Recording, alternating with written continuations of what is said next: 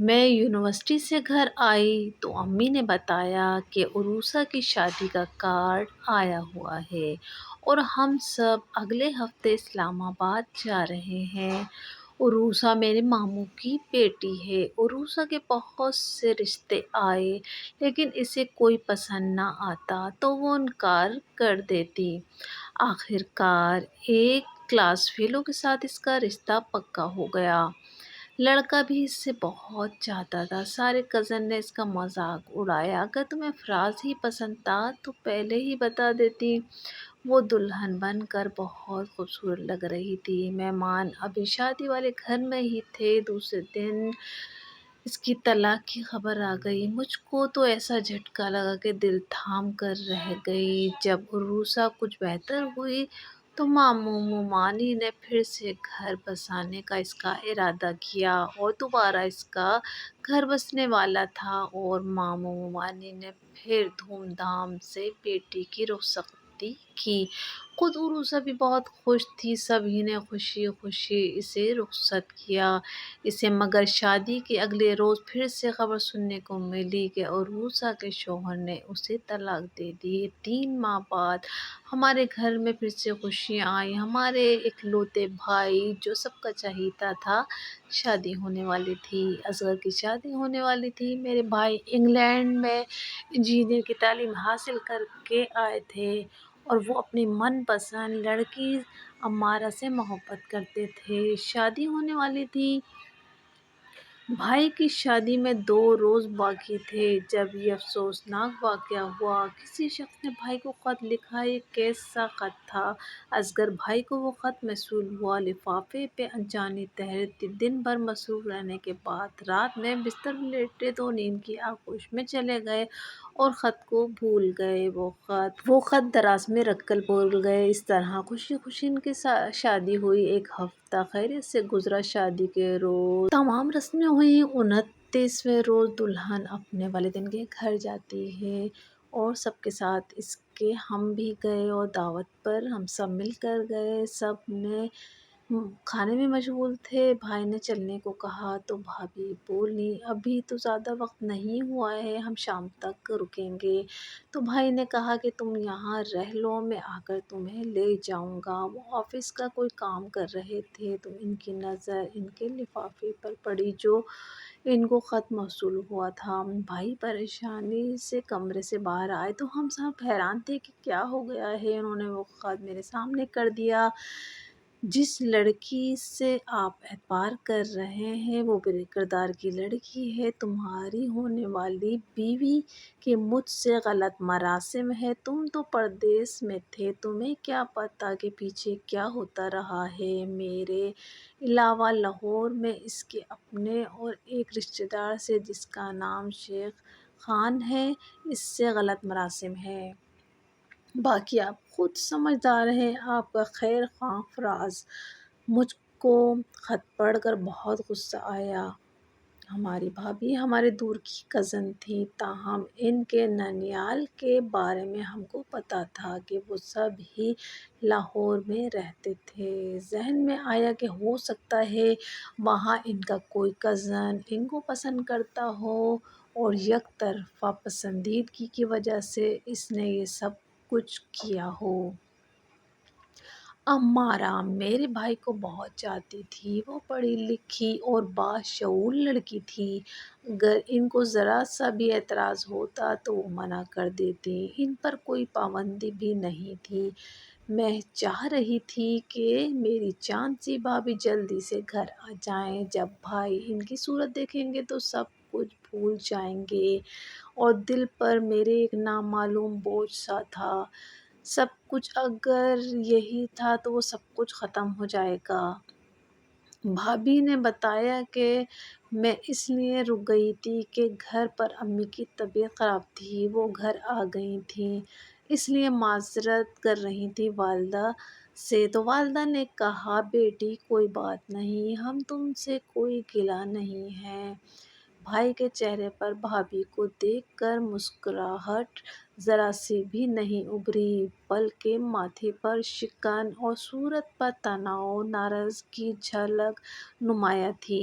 بھابھی نے ان کے رویے میں بدلاؤ محسوس کیا اور اپنے کمرے میں چلی گئیں۔ وہ سمجھ رہی تھیں کہ ان کے گھر پر رک جانے کی وجہ سے بھائی ناراض ہیں۔ اس واقعے کے 1 سال بعد عمارہ کی خالہ کا انتقال ہو گیا۔ ان کی امی نے بھائی اصغر کو فون کیا کہ بیٹا، میری آپا وفات پا گئی ہیں، میں چاہتی ہوں کہ تم عمارہ کو ہماری طرف لے آؤ۔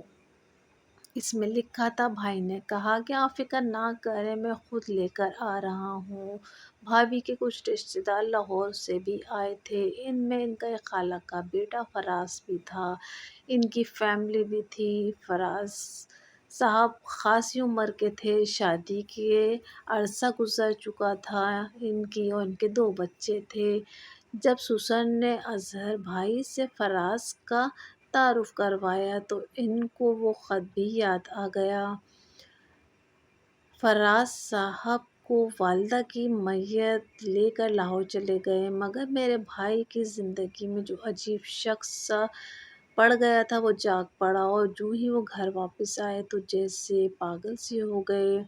بھابھی نے وضاحت کی، میں سب سمجھتا ہوں، تو یہ تھے وہ فراز صاحب۔ میں بھی کہوں، اس کزن صاحب نے تم کو شادی پر اتنا مہنگا تحفہ کیوں دیا تھا؟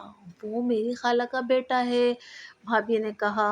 اصغر اور ان کا لاہور میں بڑا بزنس ہے، پیسے والے ہیں، دے سکتے ہیں تو دے دیا، یہ بھی کوئی غصہ کرنے والی بات ہے؟ بھابھی نے جواب دیا، آپ بھی کیسے عجیب آدمی ہیں، میں تو سوچ بھی نہیں سکتی تھی کہ آپ اس قسم کا کبھی مجھ پر شک کریں گے۔ اس بات پر بھائی کو اور بھی غصہ آ گیا تو بھائی نے وہ خط الماری میں سے نکال کر ان کے سامنے کر دیا۔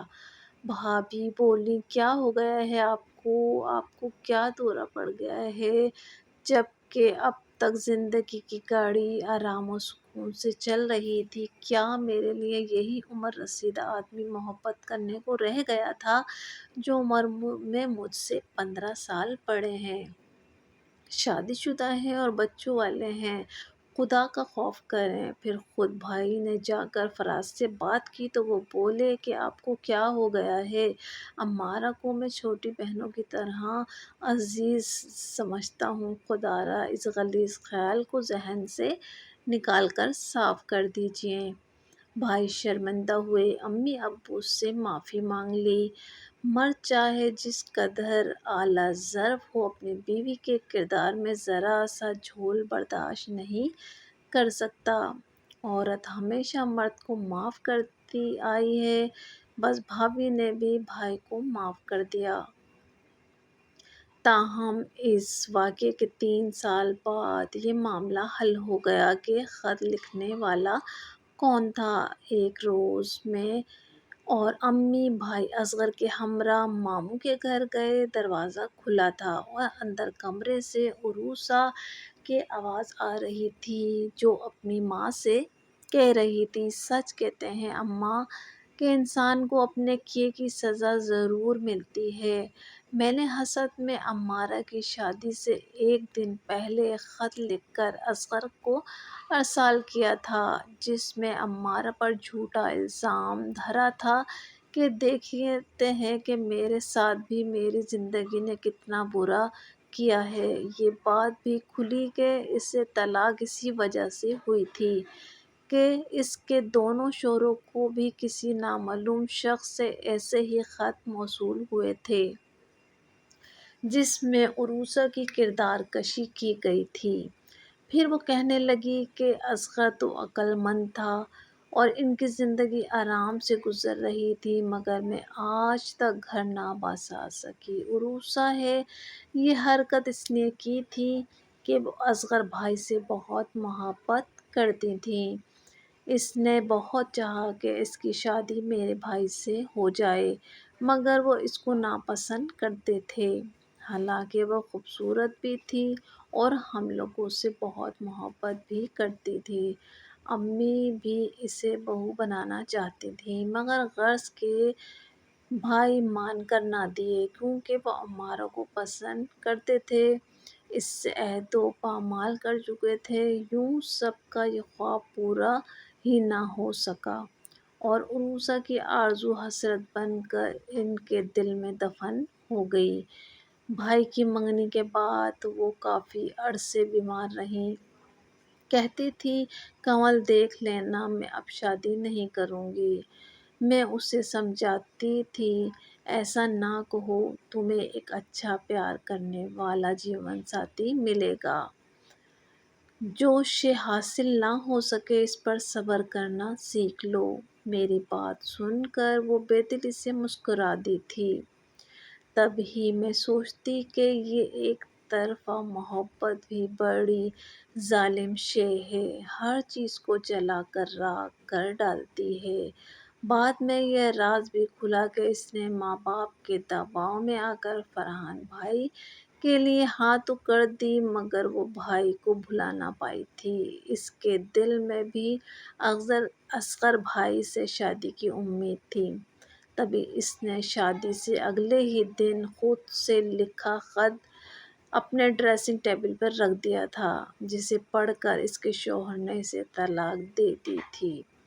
اپنی دوسری شادی کی دفعہ بھی اس نے ایسا ہی کھیل رچایا تھا کہ بعد میں سب اصغر کو مجبور کر کے اس سے اس کی شادی کروا دیں گے، لیکن اصغر بھائی پھر بھی نہ مانے اور عمارہ کے ساتھ اس کی شادی کی تاریخ رکھ دی گئی۔ جب اس نے اپنی آخری شادی کی کوشش کی اور اگر بھائی کو خط لکھ کر عمارہ کی طرف سے بدگمان کرنا چاہا، اس روز کی زبان نہیں کر پائی کہ بھائی اس کے اعتراف خطا کو جب اپنے کانوں سے سنا تو الٹے قدموں گھر سے نکل گئے اور بھاگ کر بیوی کے قدموں میں بیٹھ گئے۔ کہا کہ مجھے معاف کر دو، اگر آج میں اس کے منہ سے یہ الفاظ نہ سنتا تو شاید عمر بھر میرے دل میں تمہاری طرف سے بدگمانی رہتی۔ شکر ہے کہ یہ راز کھول دیا، خدا اسے معاف کرے، مجھے بھی رسوا کرنے کی سزا تو اسے مل گئی ہے۔